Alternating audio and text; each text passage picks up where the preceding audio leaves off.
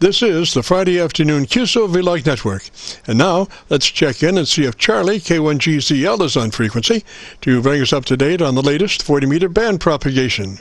Charlie's QTH is up in northern New Hampshire, near the Canadian border. Charlie, got a copy? Yes, Jim, I sure do.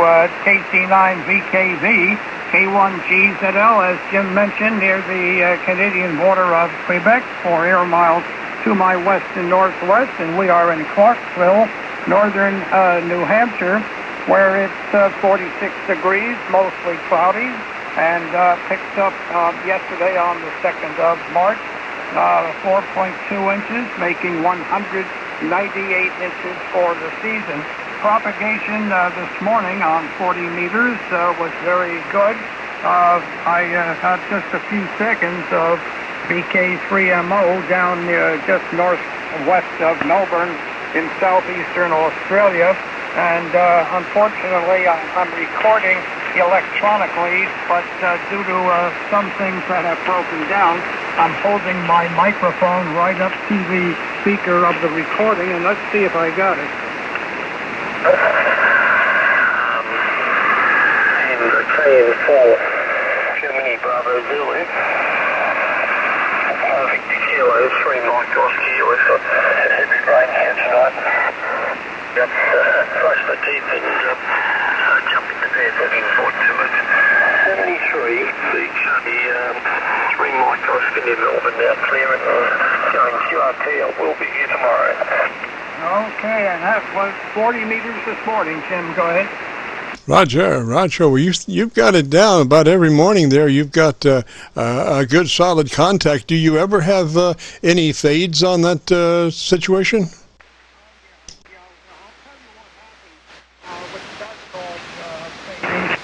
You get a lot of short sporadically, instead of the signal going up 150, 175 miles above the Earth to the F layer, which is the best method of transmitting a signal at long distance, like from the States down into the South Pacific.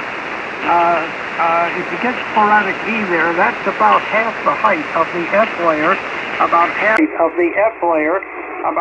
the height, and that does block a lot of the signal from getting up to the F layer, which is normally the layer that we use to go long distance. And this morning we did have some sporadic E, although Ian was still very strong. But you transmit a low angle signal through that E layer, which may be 70, 80 miles above the Earth. You're transmitting quite a bit of energy through that at a low angle, and that is a block. The E layer does block a lot of the signal from getting to the F layer.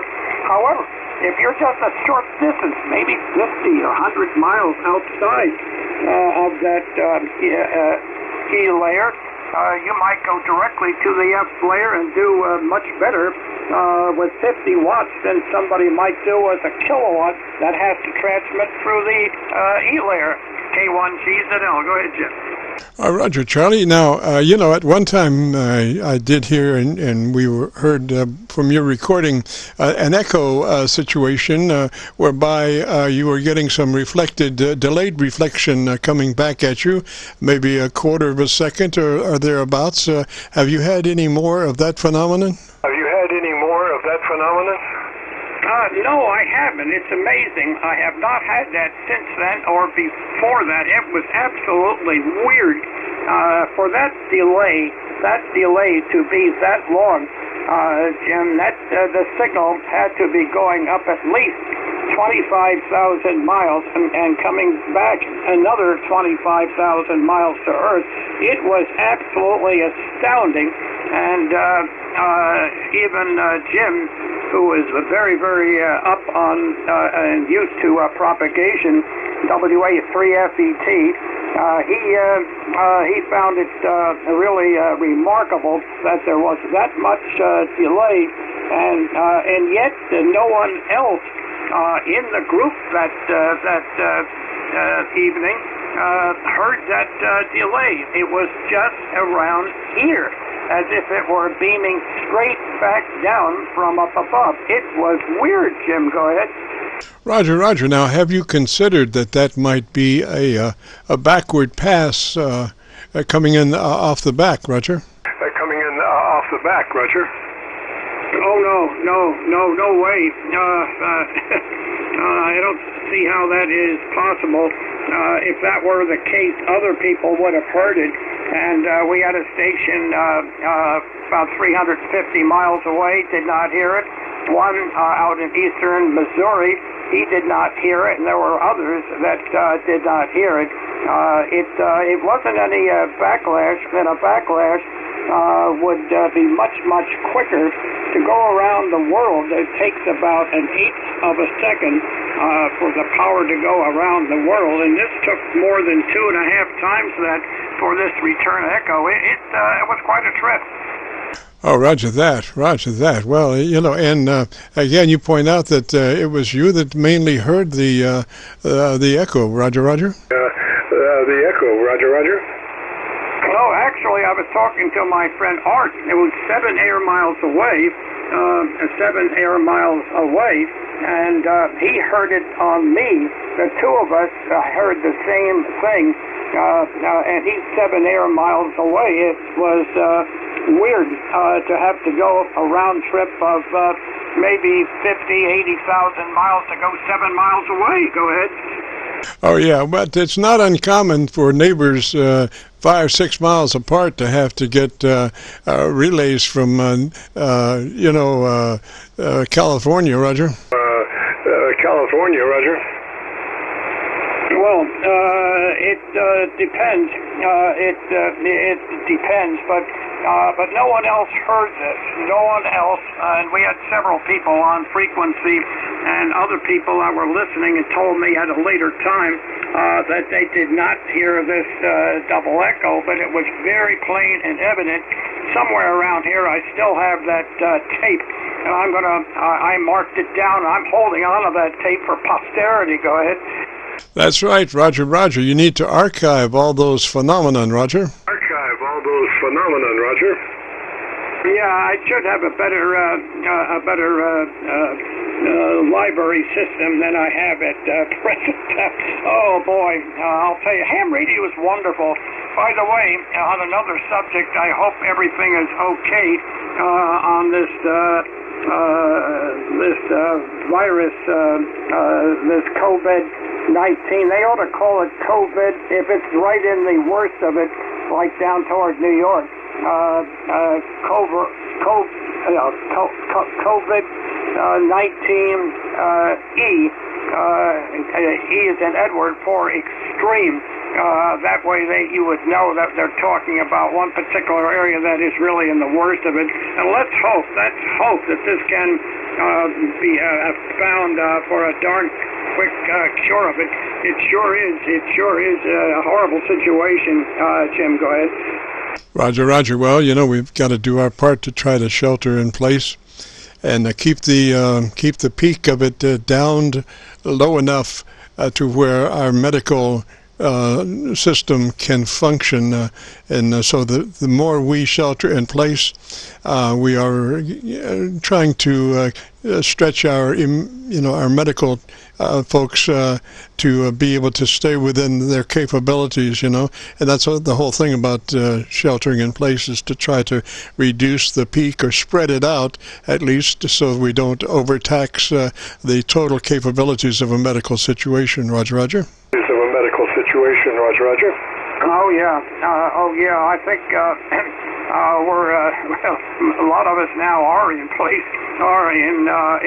and I think we do need more rapid testing. Of course, so that's getting into a subject a little away from radio, but hope everything is okay. And anyone who might be listening to any of this, caution is a very, very important thing in whatever is, with this whole business going on. Well, okay, Jim, we'll catch you certainly. Try to get on next Friday night next Friday evening. I hope your health holds up in good shape, and I certainly hope that some kind of a vaccine for a rapid improvement of the situation to the point that if it tries to come back, say next winter, we'll be all ready to knock it in the bud. So, Jim, thank you very much for picking me up. I don't want to overdo everything on the timeline here. KC9VKV, K1GZL. Roger, Charlie. Well, three's that way, sir. Thanks for your report, and always, shelter in place up there. And I hope you have plenty of whatever it needs to make that work, Roger. It needs to make that work, Roger. Okay, you also, Jim. You also. I certainly hope that everything will straighten out, and everybody will be back. Things will be trying to get back to normal. Although I realize that will probably take quite a while.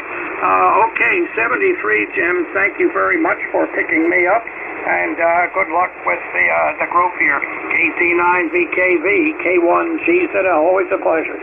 Roger, Charlie, three's that way. Catch you next Friday, hopefully. This is KC9VKV and the Friday Afternoon Qso-Vlog Network. Just a reminder, my name is Jim, KC9VKV. I'm better known in some circles as Dr. VKV, and we are recording now live till 5, so if you have a radio you want to check out, give us a shout. We'll post this recording up on YouTube in the next couple of days, so when you go to YouTube, you'll just do a call letter search for KC9VKV, and that will take you to our Qso-Vlog page, and on that page, you'll be looking for one Qso-Vlog entitled My Group Aircheck 4320. Today's date, My Group Aircheck 4320. This is KC9VKV listening.